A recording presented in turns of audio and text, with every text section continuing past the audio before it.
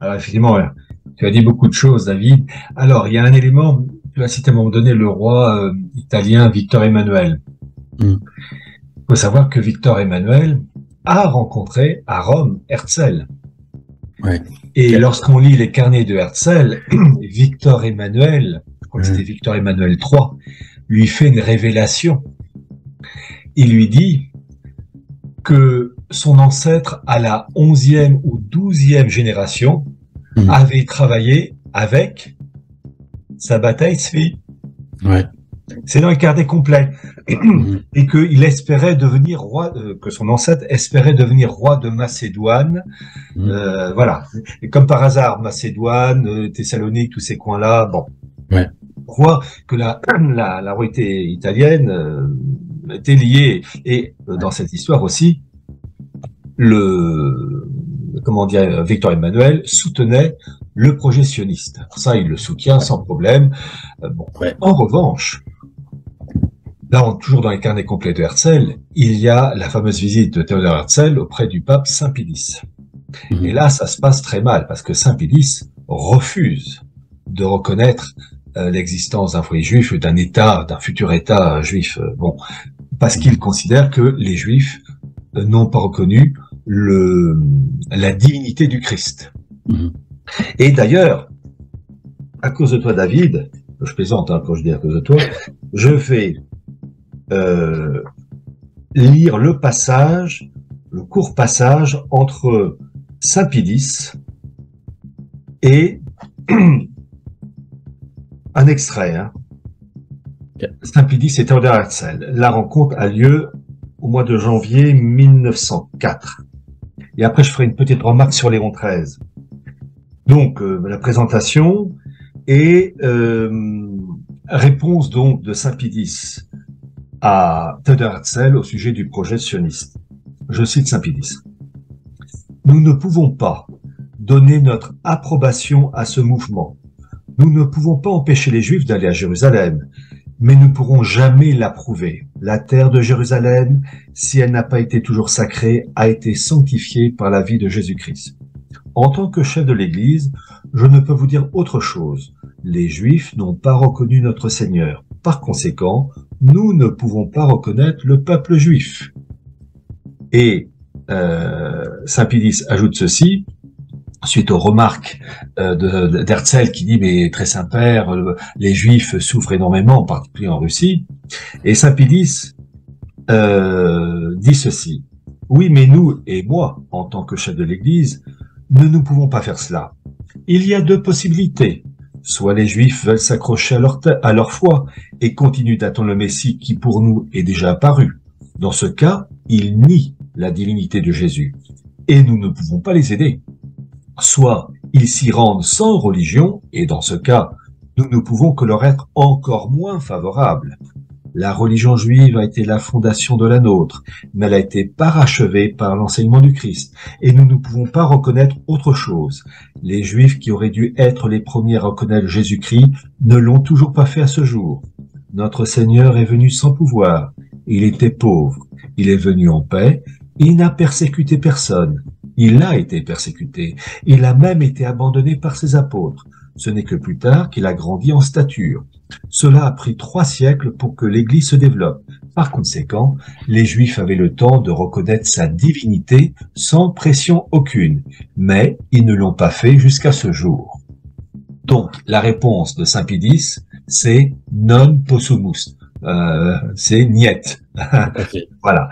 Donc, il est intéressant de voir qu'il y a de la part de la papauté avec Saint Pilice un rejet complet des actions sionistes. Et à cela, il faut ajouter un autre élément clé absolument capital pour comprendre Vatican II et ensuite la Russie de Poutine avec le monde orthodoxe.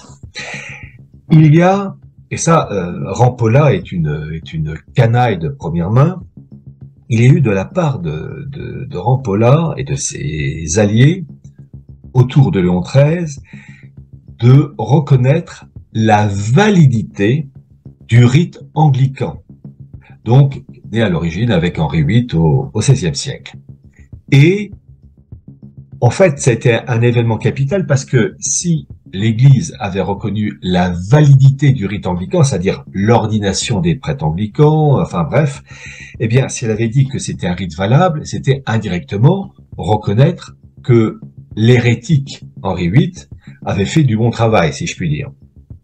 Et Léon XIII a mis le holà en 1896 dans une bulle pontificale appelée Apostolicae Curae, où il condamne l'anglicanisme et en particulier les ordinations anglicanes nulles et sans valeur, selon son expression. C'est-à-dire que les religieux, les prélats anglicans sont en fait des laïcs. Et cela signifie quoi? Que ces religieux anglicans, quand ils célèbrent la messe, eh bien c'est une messe invalide, que le pain et le vin ne sont pas, suite aux paroles de la consécration anglicane, le pain et le vin ne sont pas le corps et le sang du Christ. Ça reste du pain et du vin.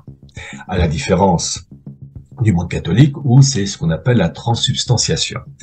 C'est un événement capital. Pourquoi? Parce que la réforme avec Vatican II, pour ne pas dire la révolution de Vatican II, va apporter une modification du rite d'ordination des prêtres en Occident en 1968 avec le Pontificalis Romani qui ressemble étrangement au rite anglican. Ce qui veut dire que depuis juin 1968, tous les prêtres qui sont ordonnés dans le monde, prêtres catholiques, ne sont pas réellement prêtres, c'est-à-dire que ils restent des laïcs et que lorsqu'ils célèbrent la messe, eh bien, vu le caractère invalide de leur ordination, le pain reste le pain et le vin reste le vin, mais en aucun cas le corps et le sang réellement du Christ. Et cette modification du rite d'ordination, alors je dis à titre personnel, j'y crois parce que dans le cadre des élites juives, il faut faire disparaître les kélipotes, c'est-à-dire les impuretés, les souillures, et que la kélipa suprême, c'est le sacerdoce, et les élites juives précisent que lorsque la kélipa suprême, le sacerdoce, aura été détruit, notre Messie pourra venir. Donc il faut d'abord pour eux désinfecter le monde. Mais pourquoi je dis ça? Parce que au fur et à mesure que les années sont passées, c'est que les évêques, les prêtres qui étaient invalides et qui sont devenus évêques ne pouvaient plus sacrer de manière valide. Puis ensuite ils sont devenus cardinaux pour certains, et le tout premier pape à ne pas être réellement prêtre, réellement évêque cardinal, c'est Bergoglio, puisqu'il a été ordonné prêtre à la fin de l'année 1968. Alors, on va reparler de la situation fin 19e, début 20e siècle, mais je rajoute cet élément, et il faudra le repréciser après. Pourquoi je dis ça?